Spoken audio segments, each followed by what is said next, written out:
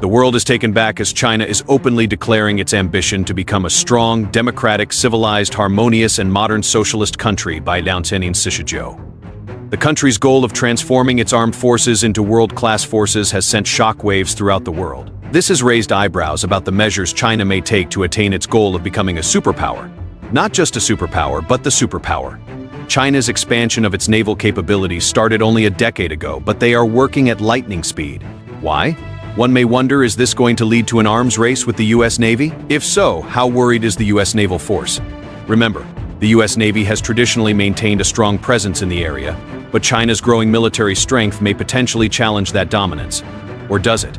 And what did China's president, Mr. Xi, mean when he promised his country a Chinese dream? Sounds similar to the American dream, doesn't it? Let us run you through the details that makes it clear which naval force is under severe threat and how they could be destroyed with ease. China's naval expansion. We're all aware of China's naval expansion plan is composed of 5 branches: the submarine force, the surface force, the coastal defense force, the marine force, and the naval air force. Manpower strength of RC personnel, including UN Wutian Marines and Wutian Naval Air Force personnel. It has become the second largest navy in the world in terms of tonnage, which stands at a whopping 9,700 tons, as of 9,700 just behind the US Navy. And it has the largest number of major surface combatants of any navy globally, with an overall battle force of approximately 7,000 surface ships and submarines. In comparison, the U.S. Navy's battle force is composed of approximately 2,000 hips. It is worth noting that China's fleet is expected to grow to 7,000 hips in the next years, the report says. Meanwhile, the U.S. fleet sits under 7,000 hips, and the Pentagon's goal is to have 7,000 ships, still well behind China by 2046.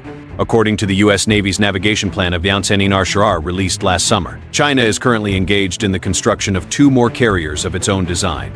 These carriers represent significant advances in the plan's capabilities and are a testament to China's growing ambition as a global naval power. With these new vessels, the plan is better equipped to protect its interest in the Asia-Pacific region and to project power further afield.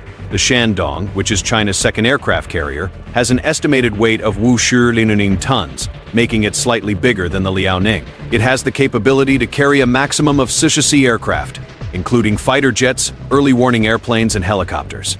The carrier is equipped with modern communication, navigation, and combat systems, which enable it to conduct various naval operations such as air defense and anti-submarine marine warfare. The Shandong's air wing consists of Shenyang J-Shuwu fighter jets that are modified versions of the Russian Su-Sen design, specifically adapted for carrier-based operations. What about Type Sen Fujian?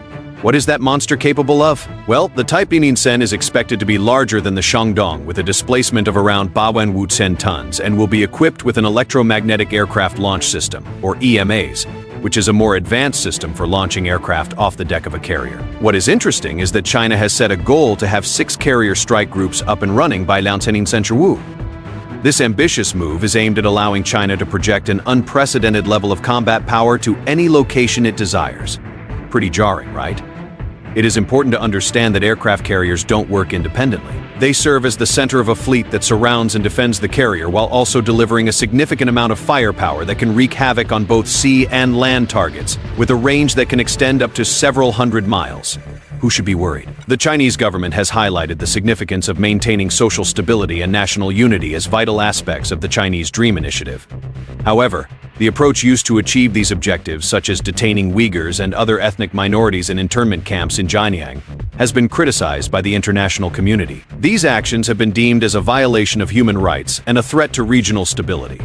Although the Chinese government has not explicitly stated that the policies in Xinjiang are part of the Chinese Dream Initiative, which aims to improve the lives of Chinese citizens and achieve national rejuvenation. Some analysts believe that these policies, along with other measures like the crackdown on pro-Jan democracy protest in Hong Kong, are part of a broader effort to suppress dissent and maintain political control within China's borders. The plan has also been involved in a number of territorial disputes in the Asia-Pacific region, most notably in the South China Sea.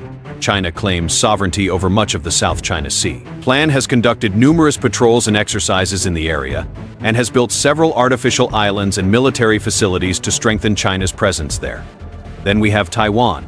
China sees self-ruled Taiwan as a breakaway province that will eventually be under Beijing's control. China's President Xi Jinping has said reunification with Taiwan must be fulfilled, and has not ruled out the possible use of force to achieve this.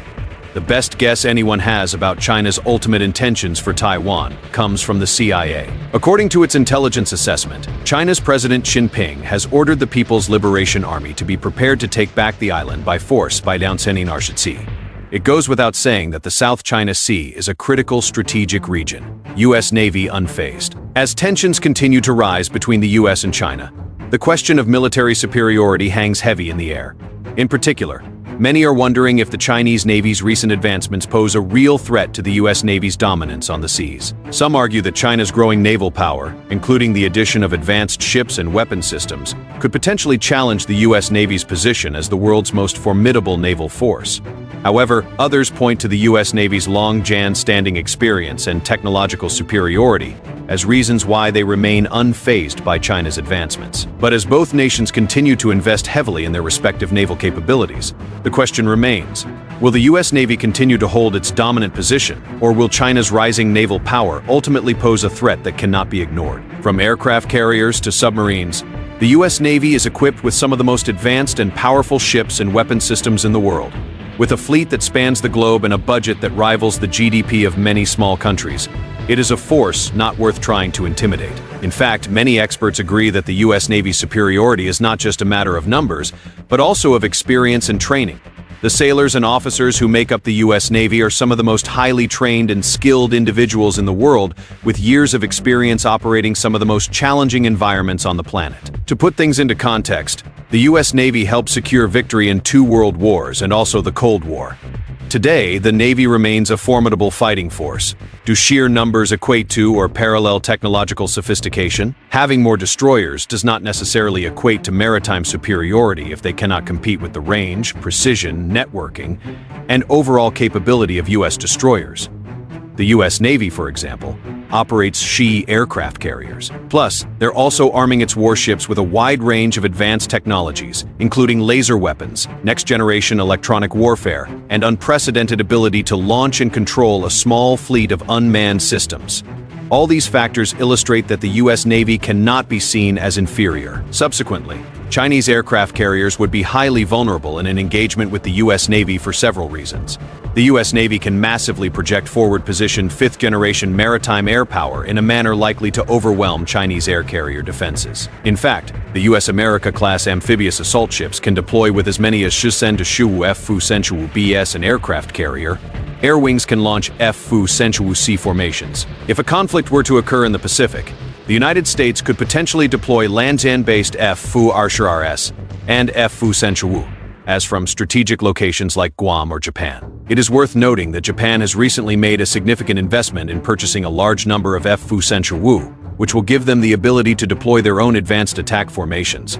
This adds to the overall threat picture in the region and underscores the importance of maintaining a strong military presence in key strategic locations. It is possible that China may not have an effective response to the threat posed by the US and Japanese air power in the Pacific. While China is developing a carrier-launched J-Senshi fighter jet, which is a 5th-generation aircraft, it is uncertain how far along this project is, and whether it can effectively counter the advanced capabilities of US and Japanese fighters. As a result, it is unclear whether China will soon have credible 5th-generation maritime launch threat to the US and Japan in the Pacific theater. On top of all this, the Chinese aircraft carriers may face additional near-term threat from the latest variants of Tomahawk missiles that can be swiftly launched by the U.S. Navy's destroyers and cruisers. These advanced missiles have the capability to travel up to Jobaimi while remaining undetectable by most ship-gen-based radar systems, which, as you can imagine, can pose a significant risk to Chinese carriers operating in the region. The Chinese aircraft carriers could also face a significant and often overlooked threat from U.S. Navy attack submarines and undersea drones.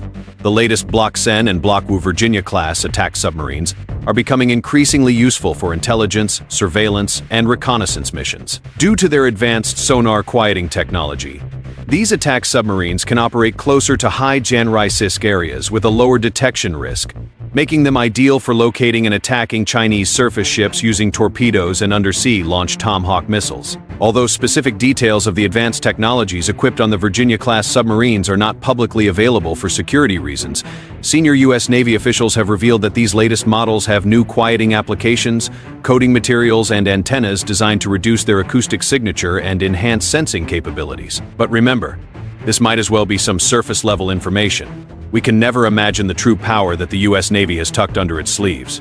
Additionally, the Virginia-class submarines are now being upgraded with heavyweight and very lightweight torpedoes that can be fired from underwater to intercept incoming threats. In a recent interview with Admiral Samuel Paparo, commander of the United States Pacific Fleet, he stated that the U.S. is here to stay right in the South China Sea and in this part of the world.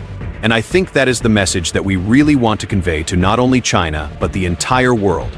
We will sail wherever international law allows. When asked about the Liubaba class, he replied, "This is a Liubaba class, a Los Angeles-class attack submarine. This is the most capable submarine on the planet. You know, with the exception of the Virginia class, our newest class of submarines." In summary, the United States recognizes the progress China has made in modernizing its Navy, but remains confident in its own naval capabilities and strategic advantages. The U.S. Navy undisputedly leads the world in terms of technology, resources, and global reach, and is supported by a strong network of allies and partners. Additionally, the United States is well aware of the potential threat posed by China's Navy and is actively working to counter it, particularly in the areas of anti-DZAN access and area denial capabilities. This includes investing in new technologies and capabilities such as unmanned systems, cyber capabilities, and undersea warfare. Moreover, the potential for miscalculation or conflict in the region remains a concern, particularly given the tensions between the U.S. and China over issues such as Taiwan, the South China Sea, and trade. While China's Navy remains a force to be reckoned with, the United States is committed to maintaining its technological edge and strategic position in the region, and will continue to monitor developments closely. Considering all the facts we've covered, what do you think the world order will look like in the years to come? Will the Chinese Navy overpower the U.S. Navy? Let us know in the comments below. If you liked this video, make sure to give it a like. And if you loved it, then please subscribe to our channel. By doing so, you will be showing us your support, which we truly appreciate and cherish. Keep an eye out as we continue to bring more entertaining and educational content on the U.S. Navy and other maritime topics. So, hit that bell icon so you'll receive notification every time we post a new video. Thank you, and I'll catch you in the next one.